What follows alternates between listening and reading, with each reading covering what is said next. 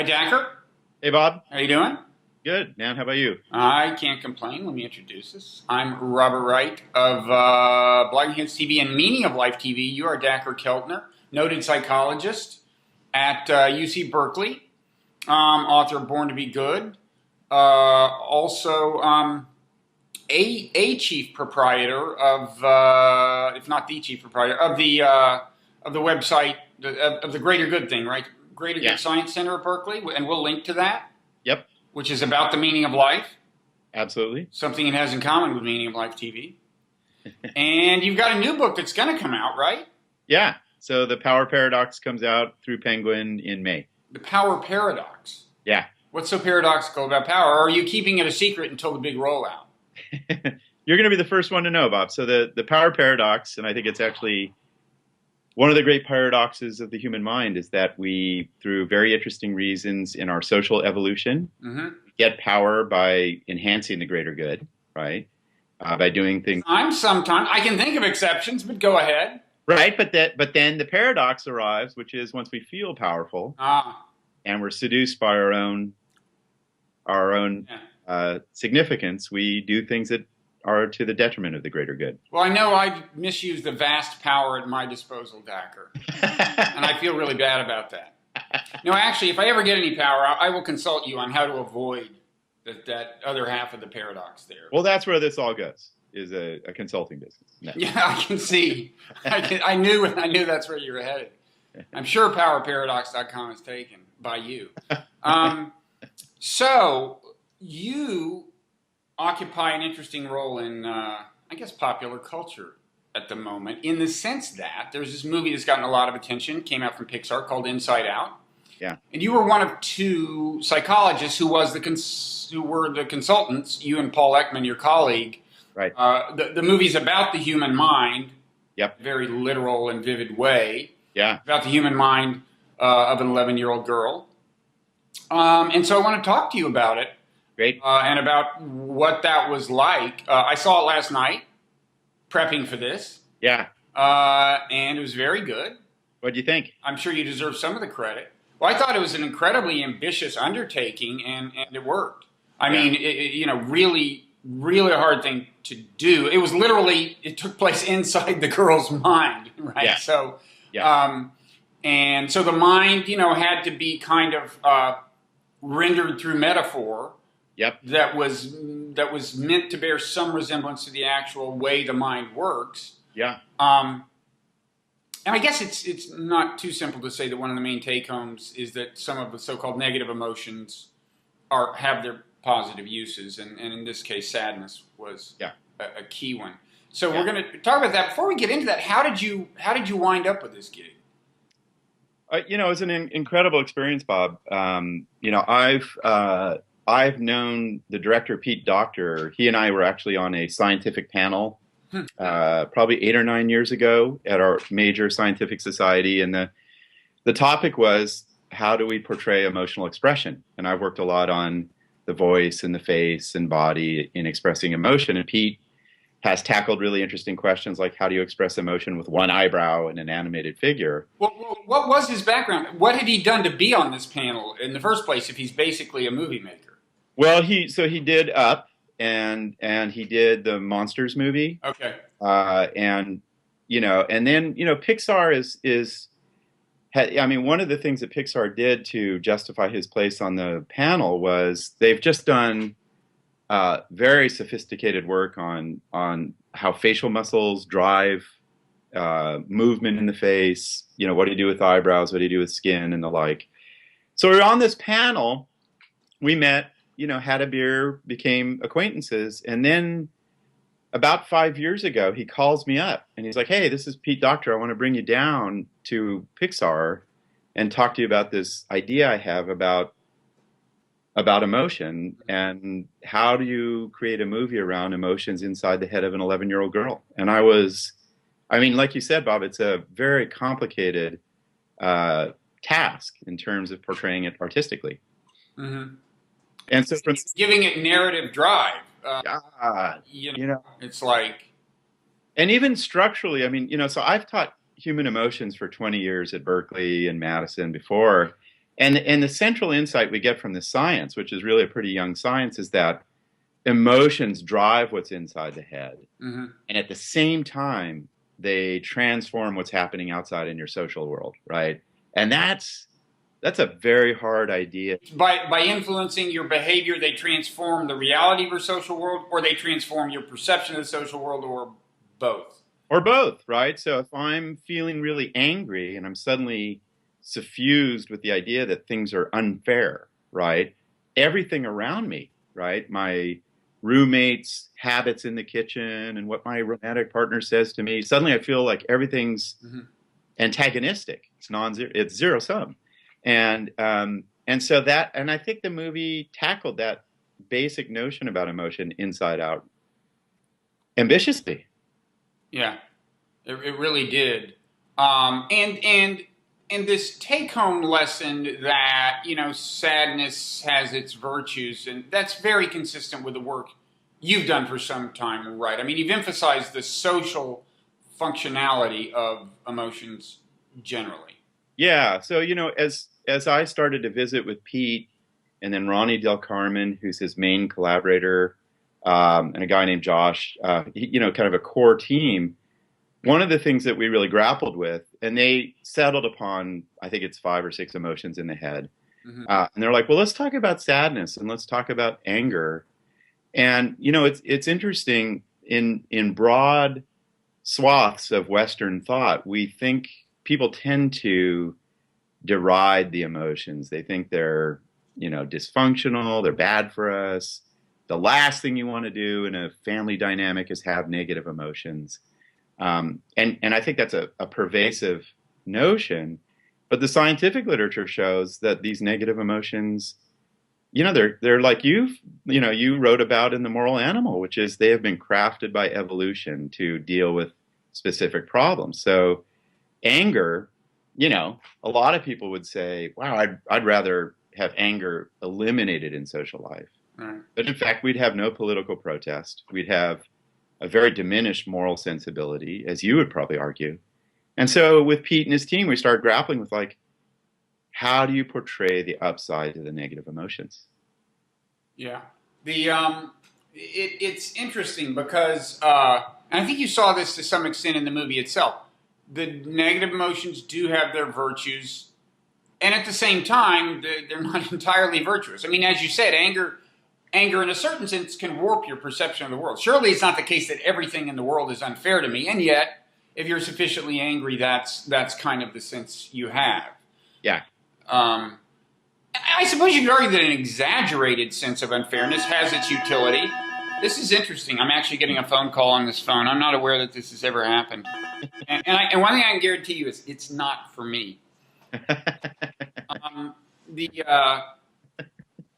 You know, emotions have their, well, anyway, there is this dual side, dual-sidedness of emotions, which I know you're quite aware of, and how you harness the good without falling prey to the bad, I guess, is maybe the central challenge of being a human being. And, you know, it's really interesting. Like, we have these two poles of thinking, like, you know, literally in a lot of places, like, try to eliminate the negative emotions versus, you know, fully manifesting them. And I think where we're landing scientifically is with the principle of moderation, right? Which is in the right place, those emotions, and to the right degree, as Aristotle said, these emotions do a lot of good for us, even fear or anger. And, you know, it's so interesting, Bob. I mean, I've been getting emails from parents of teenagers and people in long-term marriages, right, where they will literally say, like, I saw this movie and my husband started to cry, 60-year-old husband, because he suddenly had this insight seeing the movie that having some of these negative emotions is okay, right, from time to time. And it's funny. Well, go ahead and finish that. I want to tell you about somebody else who cried. Yeah, so, you know, I mean, it's just, you know, for a lot of people, the idea that sadness has this set of functions, right? It gets us to change. It gets us to rebuild our social environments. That was a pretty enduring lesson from the film. I was having lunch with a psychologist whom you probably heard of, but I shouldn't name since lunch was presumed to be off the record. But she said she cried at the movie. Yeah. Yeah. Now, she has, I think, a daughter roughly the age of this girl, Riley, in the movie. And I can imagine how you might cry. Because, for one thing, part of the movie is about growing up. Yeah. And some of the things that you lose when you're growing up. And I think I saw in something you wrote that there is a decline, and that with adolescence, you start seeing a decline in the prevalence of sheerly positive emotions. In the movie, Joy is the dominant player. The character who represents joy in her head is the dominant player. And any of us who have had kids remember those years when it was just all fun and games, and there is something poignant, about the reality of growing up. Yeah. No. And Pete. So Pete Docter is the father of a daughter. And was going through this experience of the loss of childhood with his daughter as he conceptualized this movie. Ronnie Del Carmen, his key collaborators, a father of daughters. I'm a father of daughters. I know you got some daughters, and there is, and even Paul Ekman is a father of daughters, and there is. I think it's one of the central motifs in a very deep cultural moment, which is fathers being more engaged in their kids, right? And then all of the new pressures on young girls transitioning to adulthood. And we know scientifically, like you said, Bob, that, man, if you look at the charts of daily positive emotion for young girls at 11 years old, 10 years old, they're at their peak in the childhood years. And from 10 to 14, they fall off a cliff, right? Yeah. And I think what Pete was saying with the film is, this is about the loss of laughter and touch and sitting on dad's lap and wrestling and doing goofy things. Yeah. But you have to do it, right? And it's painful. Yeah. And I cried. And not all the painful emotions are necessarily bad. Again, there's something we said for accepting some of them and even harnessing them in a way. And so let's get into the story itself a little. It's about this girl named Riley, whose family moves to San Francisco when she's 11. By the way, as it happens, my family moved to San Francisco when I was 11. But there the similarity ends. We'd moved around so much it wasn't as traumatic as it was for her, although there was some culture shock, as I recall. But and she apparently has lived in the Midwest, I guess, in Minnesota for presumably her whole life. She's left her friends behind. The furniture is late to show up. She doesn't even have that to reassure her because the moving company screws up and there's this empty apartment. And she gets sad and distressed. And really, the movie is largely about her beginning to undergo an emotional breakdown. I mean, it gets grave and serious, right? Yeah. No, and if you look at all the data right now on the, what you might rightfully call the trauma of preteen, right? For young girls, it is isolation, loneliness, sadness. It can start to move into stuff that really, really sort of upsets parents, drug use, self-harm, and the like. And it is a movie in some ways about that realm of experience for preteen girls. Yeah, so she moves at kind of the worst possible time in that sense. It's going to start changing in complicated ways anyway. Yeah. Now, what they do is they personify the emotions. They focus on these 5 emotions: joy, sadness, anger, disgust, and I guess fear. Right. And one question people may wonder is, why those 5, or are those the 5 big emotions that psychologists agree are the 5 big emotions, or are there arguments about this? And do we have a clear definition of what an emotion is? Because it's a feeling, but there's an endless variety of feelings virtually. So what is the state of discourse on that within psychology? Are those generally agreed to be in some sense the big 5, and what's the argument about? Yeah, no, it's so interesting you pick up on that, and this is where, and there's this interesting conversation between the film and science, the state of scientific knowledge. So we know there's a paper coming out by Paul Ekman, who surveyed 240 scientists. And was, along with you, the other advisor on the movie. Right, and this well-known guy who sort of pioneered the study of facial expression. There's a lot of consensus that those 5 emotions, anger, fear, sadness, disgust, and joy, they have, facial displays, vocal displays, they're universal. Those are pretty sound candidates to be called emotions. And we define emotions as brief, feeling-based states that help us respond to problems and opportunities in the environment. Now, what's really interesting, Bob, is I've actually devoted my career to studying neglected emotions: embarrassment, shame, awe, amusement, love, desire, really interesting states where there isn't a lot of scientific data as yet to make the case they belong in this taxonomy. And when I first met with Pete and Ronnie, the first thing we talked about is like, what should be inside her head, right? And I made the case for, man, you got to have desire and awe and amusement, embarrassment. They didn't make the cut. So, but the film actually captures what is the scientific consensus right now. That those are the big 5. Yeah, but I think in 20 years, we'll be confident about 15 or 20 states as having the stature of emotion. I might have voted for embarrassment if I remember my childhood accurately. That would have, especially you're the new kid at school, which he was. Yeah. It's like just that is on hypersensitivity, that kind of thing, and shame for that matter. I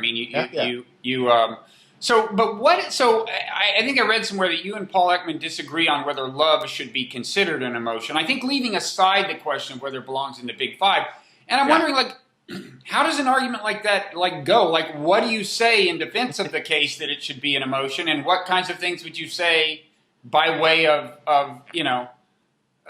differing?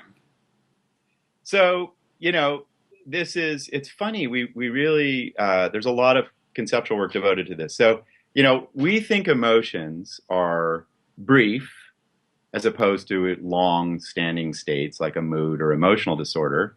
They're focused on a pretty specific object in your consciousness, right? Like, I am really fearful of flight or flying in airplanes. And then critically, and this is where we start to marshal evidence to make the case that a state is an emotion, they have some kind of distinct expressive behavior that you can see in mammalian signaling behavior. They have some sort of distinct physiological profile. So, for example, my research on love found it correlates with oxytocin release, which is very conceptually coherent. And then they have some sort of influence upon how we perceive the world that is pretty specific, right? So once you bring those data together and you're studying these states in the lab, so I studied, for example, embarrassment, and it has this display where you get really modest and blush. It's about making social mistakes. You can trace it back to other mammals. And it has a physiological pattern. We start to feel confident we can argue that that's an emotion. But Paul doesn't agree with you about love. He does not, and I won't psychoanalyze why Paul Ekman does not think love is an emotion, although I'm capable of doing that. Paul, it's just, I think the data are pretty clear. And most people list love as one of the most cherished, prominent emotions in their lives. You could argue that there are varieties of it that would have been designed by natural selection for different purposes, even if natural selection is drawing on. Natural selection uses resources wisely. So if there's already a feeling there that'll serve for the purpose, it'll just kind of like re-engineer that a little for the occasion. Right. So on the one hand, I'm sure my love of my daughter has something in common with what I feel in the case of romantic love. On the other hand, they're different. You're right. Oh, yeah. And that's one of the issues you probably come up against. Yeah, absolutely. And in fact, Charles Darwin And then subsequent to that, I'm not sure you wrote about this, but John Bowlby and his attachment theory from the late 60s, which is really one of the great Darwinian statements about human relationships. They said, look, when you look at how humans reproduce and bond and then form tight families, we need a natural selection has to take kind of a general sexual impulse and then divide it into more specific emotions, right? Mm-hmm. The feeling towards a vulnerable offspring, which is profoundly important. Mm-hmm. The pair bonding of affect with a partner, love, romantic love. We're a very unusual primate, as you know, in terms of pair bonding. Mm-hmm. And then some sort of sexual feeling that we call desire, for which there's a lot of good data. By the way, Bowlby wrote a biography of Darwin. I don't know if you ever saw it. It's interesting. I never did. He naturally emphasizes the death of Darwin's mother at an early age for Darwin in shaping his character. But another interesting thing is what you said about the importance of the emotion of the feeling being relatively brief and distinct in order to qualify as an emotion. And there too, I would think the lines get a little blurry. I mean, like jealousy, I assume, is considered an emotion by most people, or is that a borderline case? It's definitely, I would say we've got our big five we've talked about, Bob. Yeah. Anger, fear, sadness, disgust, joy, surprise. Then we've got these sort of another set of 10 candidates that are looking pretty good according to the data: awe, embarrassment, sympathy, love, desire. Some, amusement and laughter is a clear, distinct state. And then out there in the third layer is the kind of these more complicated states, like interest or jealousy or envy, where we're pretty far away from knowing. It's so distinct and so clearly designed by natural selection, though. Yeah. And it has different manifestations. You can be insecure about the loss of a physical possession, and that's a little different from being insecure about the loss of a mate, but quite different. But you get the sense that certainly the latter was designed. Well, anyway, so back to this this girl Riley. So the way it's interesting, the way they depict her mind. Okay, you've got these feelings. They chose to focus on the five. Joy is the dominant character because I think partly because Riley hasn't passed through adolescence yet, and partly maybe because that's the kind of girl that Riley has been. Right. But then they also have these islands, right, that they say together constitute the personality. So there's like Friendship Island, Family Island. I think there's Goofball Island, which is interesting because that's something we know is going to get lost ultimately as she grows up. But her father has these, knows her as this kid who fools around. I used to refer to my daughters as goofballs. At a certain age, I don't anymore, right? I mean, jokingly to their face. I don't mean I pejoratively described them that way. No. People, what's that? It's high praise. Yeah, it is. It was high praise. It absolutely. What I'd give to be a goofball again. So anyway, the idea is that these together constitute the personality of these islands. And I took it to mean that in everyone, things like Friendship Island, Family Island, they're part of the personality. But the exact contours of your particular personality depends on the character of Friendship Island, the character of Family Island, and I think was there an Imagination Island? There were other islands. Yeah.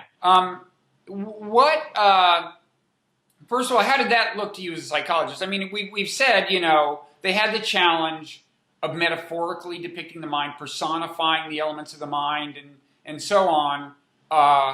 And you can't maintain complete fidelity to the truth if you're going to do that. But what did you think of this way of looking at it? I thought so. I think there would be scientists who would take issue with that. So for example, in the study of, personality traits, genetically based dispositions to be in the world, we know there are 5 or 6 basic traits like extroversion and being really warm and kind. And they didn't make it into the basic structure. No, I noticed that. I mean, the Yeah. And first thing a so, psychologist thinks of is like the five main dimensions of personality, right? Like right, extroversion and so on. right. And I think that what the film says is actually as you rightly noted, Bob, that the kind of the individual idiosyncratic quality of Riley is in the emotions. And I think that's and joy as being her defining emotion. Hmm. And I think that's a forward thinking and defensible claim. What I liked about the islands is how I took them as a scientist is, we know that there are these basic structures in our identity through which we relate to the world. One of them is family, right? Attachment systems, to use the scientific language, and how you're connected to your parents and so forth. I mean, that's fundamental, and they got that. Hmm. Friendship, as you know, I mean, the scientific literature, once you're 11 or 12, who you become is rooted in your friends, fundamentally, peers, social movements. And I think they got that right. And then I really liked I think what they were saying as well, like with Goofball Island, which I think we so underrepresent play in our sense of human identity. And they really push that, rightfully so, at Pixar, right? So I thought that was a going beyond the data in a sense and justified. But I think there would be issues that people would take with it. Hmm. And I mean, one thing I liked about it was that it enabled them that metaphor, the island metaphor, was that it enabled them to depict her emotional breakdown in very vivid terms. Because, like, what you saw was the whole collapse of islands. So, Yeah. and that's, in a way, that's what a breakdown is. It's no longer a question of, like, what's the exact way you deal with friendship, or the details of your relationship with it. It's like those whole sources of support seem to collapse. It's like you just think no friends, you have no friends, and I thought that was very good. I mean, I thought that was I thought it was such a striking feature of the film, which is, and in particular how they portrayed it. Like, I think Goofball Island may have been the first one to go, and it's huge and it's awesome, and it almost is like a disaster film, right, where it just starts crashing. And I think, most parents, when their kids really head into the teens, there is this cataclysmic shift of, I can't pat her on the back anymore or give her a hug. Wow, our old joking repartee is now morally offensive. And from her standpoint, the child's You've noticed that too. My breath smells like fetid waste, from a garbage dump in her mind. Even just like, I mean, my kids, like, literally, like, I would show up in the clothes I always wear, and they're like, Dad, you can't stand around me look at your hair, I mean, so I think they got it right. There is this collapse and breakdown. And then there was this idea of, okay, so there were a couple of things. There was the way feelings color memories. Yeah. And Huge. And kind of not permanently. In other words, I mean, memories have an affective association in the first case, but part of the point, I think, was that then in reflecting on a memory again, your current feeling will color that memory. And that has actual empirical validation, right? Yeah, I mean, that one, I remember when I was talking with Pete and Ronnie, and they're I mean, in many ways, the film is a meditation upon memory in the past, right? And they asked me very explicitly, and we had a gathering of their core team about how do we remember things, how do emotions guide memories? If we have a really emotional time in the past, right, and I'm feeling different right now, as I sort of dredge up that material, what really prevails, the past emotion or the current emotion, in thinking about that event? And there's a really striking researcher named Linda Levine down at UC Irvine, and she's done this elegant, hard work showing it really is our current feelings that drive how we think about the past.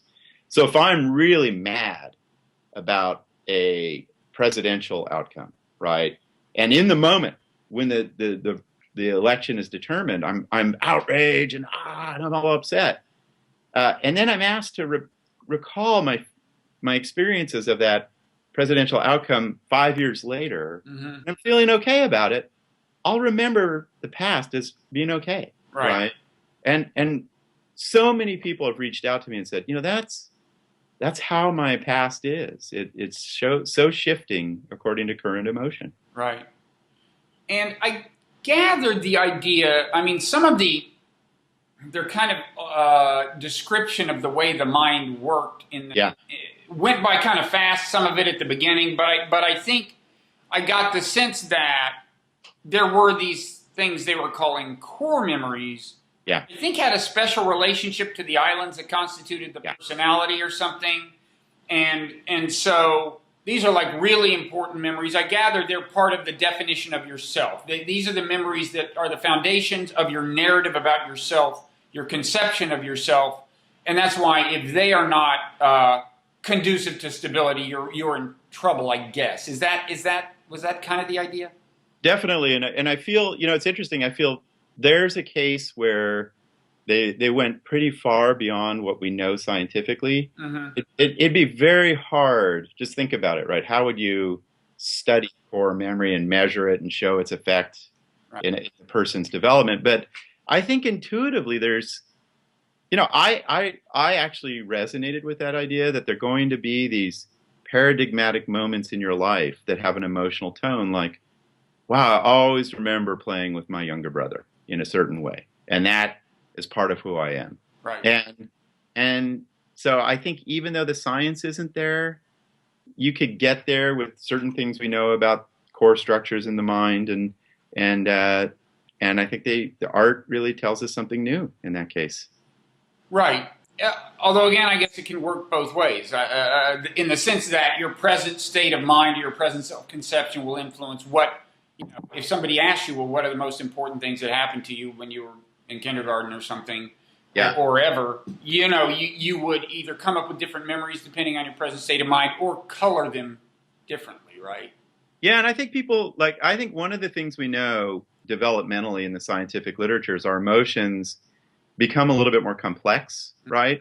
That they become nuanced with nostalgia and sadness and delight and, communal rapture and all kinds of different feelings. And I think that was happening in the film when sadness touches the core memories and they have these more complicated hues.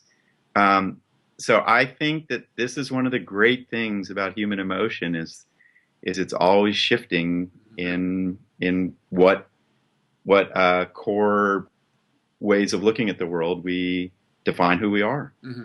And I mean, the idea of core memories is kind of implicit in the way people tend to bring up their kids. In other words, when you see parents trying to give their kids some interpretive guidance, something that happened, like it's a piano recital and the kid thinks it didn't go well or something, and you're like, no, you came through it. I mean, you finished the song and blah, blah, blah, and that's the way to think about this, And so the premise of parenting is that, there are these really important memories. Yeah. And at the same time, I think the film, when the mom says, we really need you after they've moved and the furniture's not around and dad's job's not going too well, the mom's like, we need you to be our happy girl. And she's trying to get the core memories of that move to be good. And that's just not going to work. I think that's a very important statement about how we have to let our kids have their core memories, right? Right. So there's a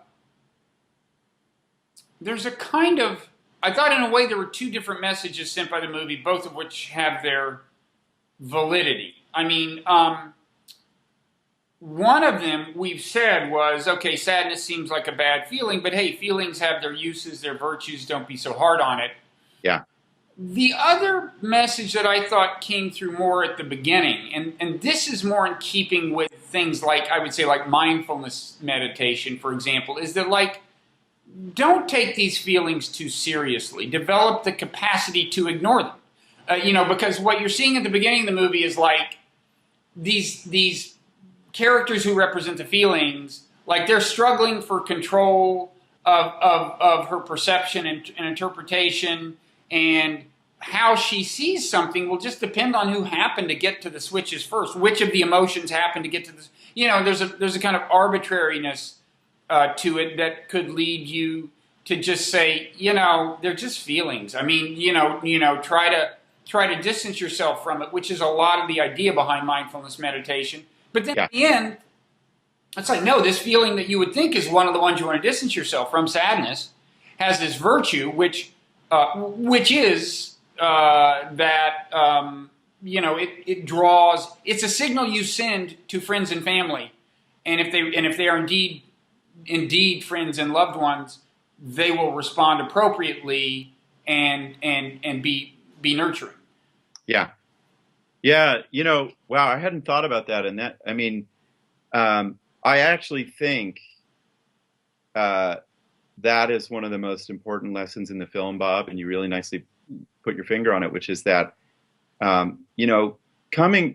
emotions have this really striking paradoxical quality to them, right? Which is, first of all, and Jean-Paul Sartre wrote about this when he talked about how emotions have these magical transformation qualities. They're like, wow, suddenly I am absolutely in the thrall of jealousy or love. They feel absolutely true, right, about the world, and as if nothing else could be true. And at the same time, they are profoundly transient and ephemeral, right? Emotions last 5 seconds, 10 seconds. And so your mind is grappling with this really striking paradox of like, this is so overwhelmingly true. I'm going to die in this panic attack. Right. And yet it'll vanish, right? Right. And you're absolutely right that's one of the key lessons of mindfulness is, these emotions that seem so catastrophic actually move through you and subside. They're designed to subside. And I think that notion in the film really, I hope parents and teachers pick up on that as a key lesson. I read in some of the literature about it and some of the journalism about it, somebody being quoted as saying that was their kids' takeaway. Wow. Don't take these feelings too seriously, which is a possible takeaway. But you're right. I mean, the funny thing is these feelings visit us again and again and again and leave us, and we know it. But then we are totally in their thrall, whether it is sadness, a pessimistic view of your situation, waking up in the middle of the night with some anxiety, that things look a lot worse in the middle of the night than they're going to look at 8 a.m. It doesn't do any good. And when people ask, well, why would you work so hard? Why would you, serious meditations take so much time. Why would you spend the time? It's like really hard to deal intelligently with your emotions. They are designed to delude you. Yeah. And, so it is going to take work.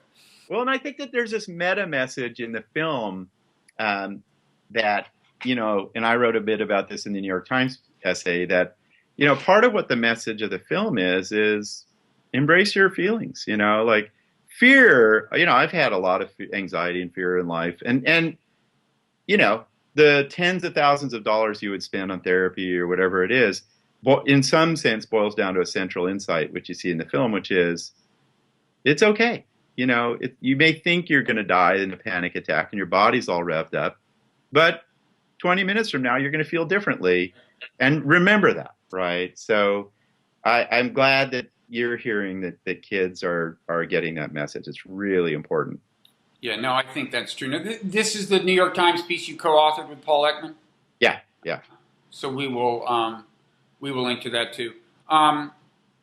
The other little touches in the movie that I thought, there's a fleeting thing about facts and opinions, I think it was. Do you remember that? It's like just a moment. Somebody says, "Yeah, I have trouble telling them apart."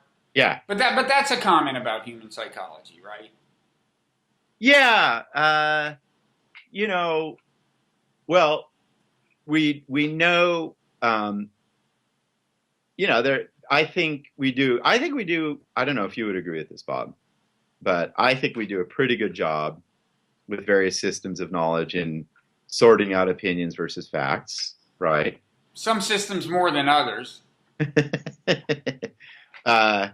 And we also know, regrettably, humans tend to think most of their opinions are facts. So, we tend to assume, and I've done a bit of work on this with Lee Ross at Stanford. We tend to think that like how we see the world is factual and objective.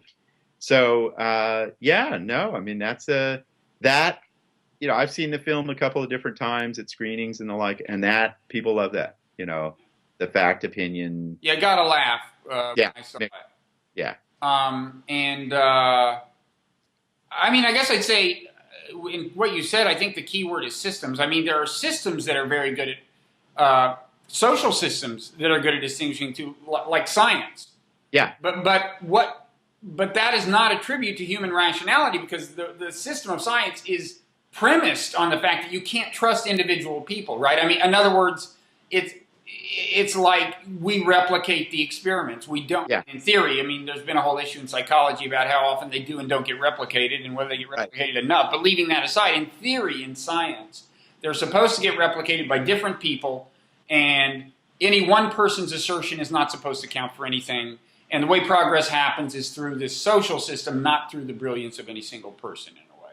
Yeah, no, exactly. I mean, all the foundations of the scientific method have build, sort of eliminate people's opinions and beliefs and ideological commitments, and hope you get some stable truth. Right. Now, you've used this term naive realism. That's relevant to this kind of right. So, and relevant to what we can and cannot trust about our intuitions. Yeah, and it really is Lee Ross's, a brilliant Stanford psychologist who I did my graduate work with. Lee had this idea, and it really dates back. There's a philosophical literature on this. Solomon Asch, the great founding social psychologist, wrote about it.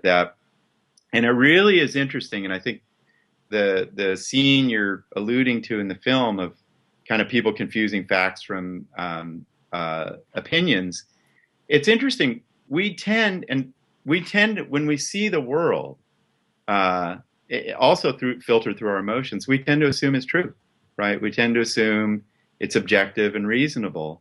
When I look at what's happening with ISIS, I assume I have all the facts and I arrive at a reasonable conclusion. And we know, obviously, given the multiplicity of perspectives on issues, you can have opponents arrive at the same view of the facts, at different views of the facts, and both assume they're objectively right.